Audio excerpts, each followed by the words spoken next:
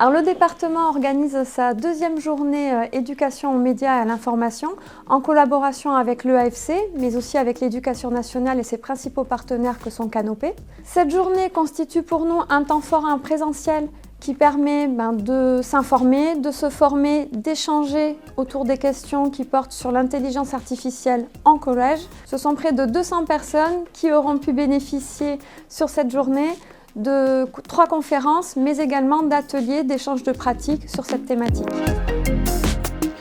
Comment peut-elle améliorer le quotidien professionnel ? Il n'y a rien qui fonctionne aujourd'hui sans trop d'IA. Si on ne l'utilise pas à escient, on sera dépassé. Il y a un enjeu pour maintenant et tout de suite, et je pense que ça devrait être notre enjeu central.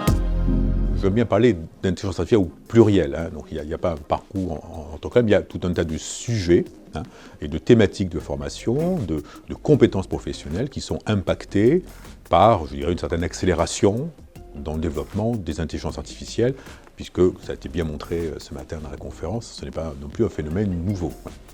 L'idée, si vous voulez, c'est d'abord de former l'ensemble des personnels à comprendre les mécanismes, que sont les intelligences artificielles, dans quel domaine très large étant du domaine dans lequel elle intervient, et de ne pas voir ça de façon un peu mystique, comme une sorte de boîte noire ou autre. Et après, je citerai peut-être deux thématiques sur lesquelles les enjeux majeurs, c'est avec l'apparition d'outils comme ChatGPT, qui sont des outils conversationnels. Il y a de gros enjeux sur la maîtrise des langages, au sens large du terme.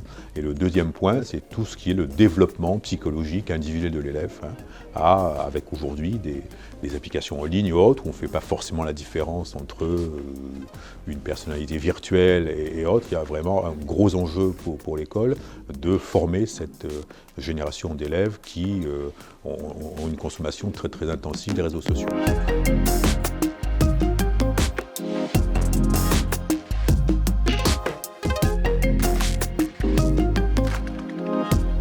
Je cherche des pistes parce qu'on a beaucoup d'élèves qui ont des PAP, des besoins différenciés. Je me disais que j'espérais trouver des pistes pour aider ces élèves-là plutôt que d'enlever des exercices ou faire des textes à trous, qu'ils aient vraiment un outil différent qui les mette en réussite. Donc on a beaucoup d'informations, on comprend beaucoup mieux ce que c'est l'IA, les différentes IA, et ça nous ouvre tout un monde et des perspectives qui nous étaient complètement inconnues. Maintenant, pour le réutiliser en classe, je pense qu'il va falloir que ça mûrisse un petit peu.